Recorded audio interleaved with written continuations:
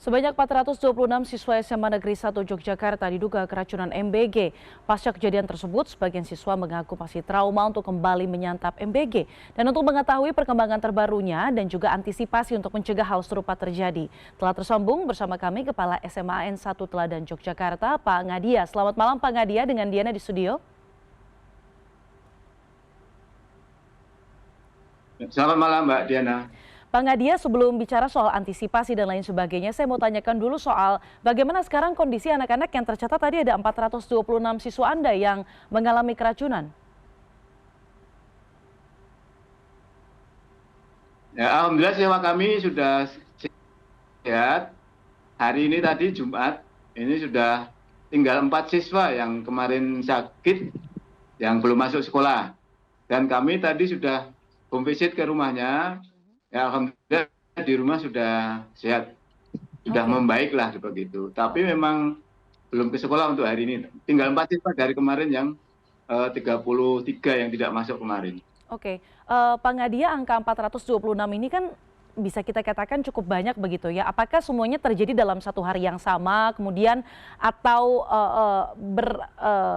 ada sesinya begitu bisa kita katakan dalam tanda kutip begitu ya, ada mungkin ada yang 100 terlebih dahulu atau seperti apa kronologisnya pada saat 426 siswa itu diduga keracunan?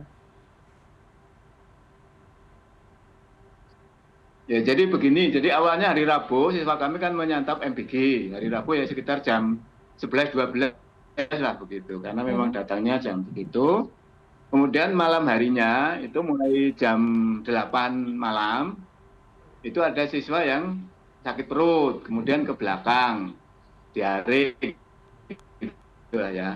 Nanti jam 12 lagi, jam 3 lagi. Lalu ada siswa yang mulai jam 10 malam baru mulai sakit perut, nanti jam 2 lagi, jam 3 lagi. Jadi rentangnya itu antara jam 8 malam sampai jam 3 malam. Jadi malam Kamis itu. Makanya kan hari Rabunya, makanya hari Kamis.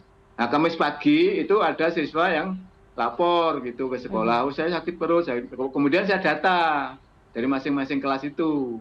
Akhirnya ketemu jumlah yang 426 itu dari semua kelas, baik kelas 10, 11 maupun kelas 12. Tetapi itu ya gejalanya tadi Mbak, sakit perut, terus diare, tapi alhamdulillah nggak muntah, jadi cuma sakit perut, kayak mulus-mulus, dikurus-kurus gitulah dalam bahasa Jawanya gitu, kemudian diare gitulah sampai 2-3 kali begitu. Oke, tapi sebenarnya kalau bicara soal makan bergizi gratis, Pak Ngadia, kalau bicara soal makan bergizi gratis itu sudah berapa lama sekolah Anda ini mendapatkan atau menjadi penerima manfaat MBG begitu? Apakah ada SOP dari sekolah misalnya ketika makanan datang kemudian dicek terlebih dahulu atau seperti apa sih Pak Ngadia? Ya, mulai tanggal 19 Agustus 2025 kami sudah menerima MBG. Memang kalau datang itu kami lihat, kami cek, kami foto menunya seperti ini, kemudian ya istilahnya itu dilihatlah, diamati gitu. Ini gimana begitu.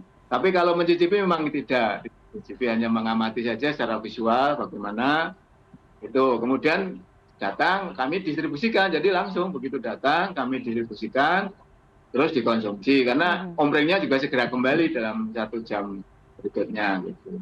Cuma pada saat kemarin itu kata anak-anak memang ada yang agak aneh gitu loh. Rasanya beda seperti biasanya gitu. Tapi juga mungkin karena lapar ya habis olahraga atau apa pada dimakan gitu seperti yang akhirnya terjadi itulah. Oke, Pak, setelah adanya kejadian ini, apa hal-hal yang akan menjadi langkah antisipasi dari pihak sekolah begitu? Karena kalau bicara soal informasi yang kami terima ini akan ada angket yang pihak sekolah ajukan, mungkin Anda bisa menjelaskan soal itu?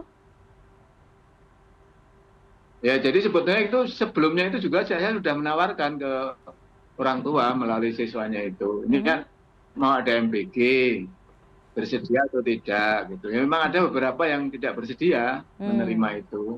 Nah, nanti setelah kejadian ini saya menyebarkan angket ulang secara tertulis sehingga nanti orang tua itu dalam tanda tangan gitu loh. Wah, anak saya nggak usah, anak saya ya nanti tanda tangan gitu. Nanti setiap orang tua akan kami minta untuk angket itu. Nah, nanti ya kami kumpulkan lagi nanti setelah kejadian ini. Memang ada beberapa siswa dan orang tua yang trauma lah gitu, mungkin nggak usah aja, tapi juga masih banyak yang iya Pak nggak apa-apa, masih bermanfaat buat kami, ada juga begitu. Maka nanti kami akan menyebarkan angket lagi setelah ini nanti, setelah proses.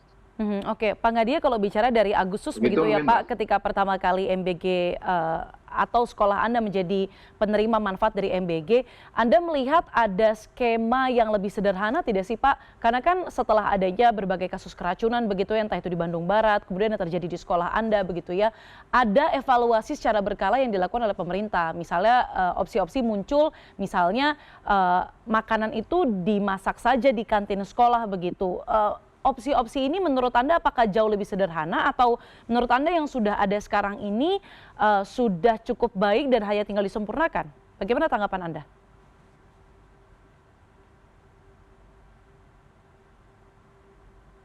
Sudah di sertifikat MUI, sudah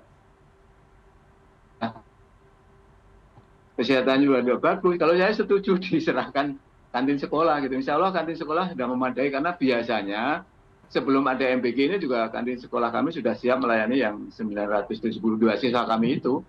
Ada 8 unit kok kantin di tempat saya itu. Dan anak-anak juga sudah familiar di kantin itu begitu. Jadi kalau memang nanti ada permintaan usulan itu saya setuju kalau dikelola oleh kantin sekolah. Nah, mekanismenya bagaimana?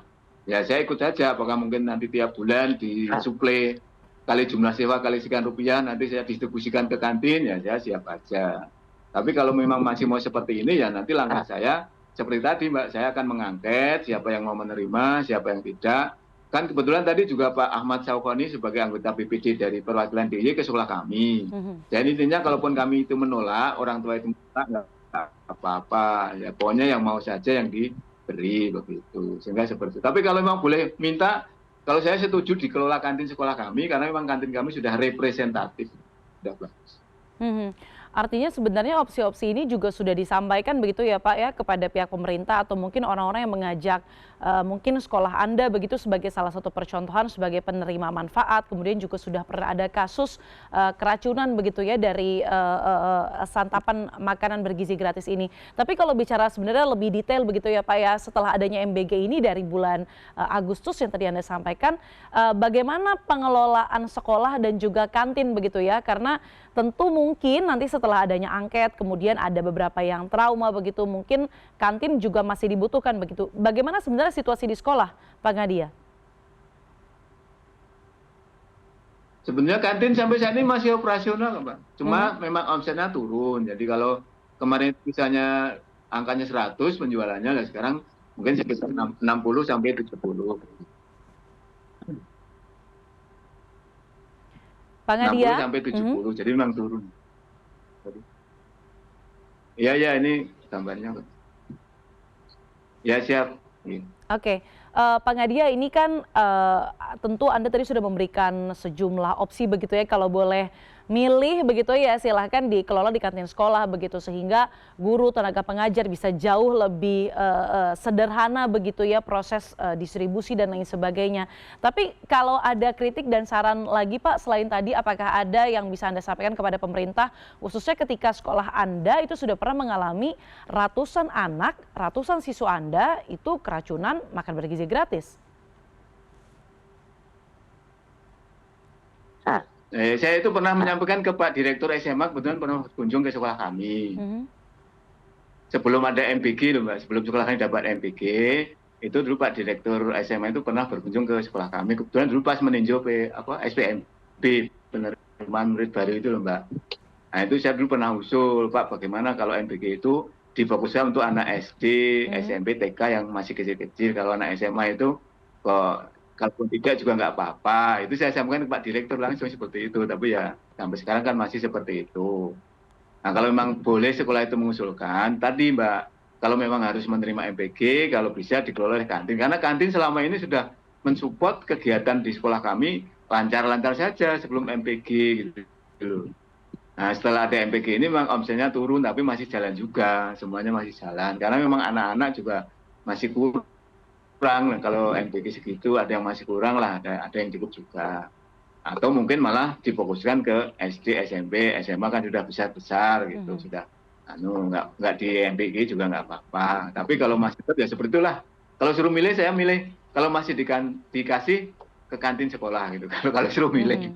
Oke, baik. Terima kasih atas update terkini begitu ya Pak soal siswa dan juga ada 426 tapi tadi terakhir ada 4 orang yang masih dirawat dan kita harapkan bisa cepat sembuh dan tentunya program makan bergizi gratis ini yang memang punya tujuan baik begitu ya.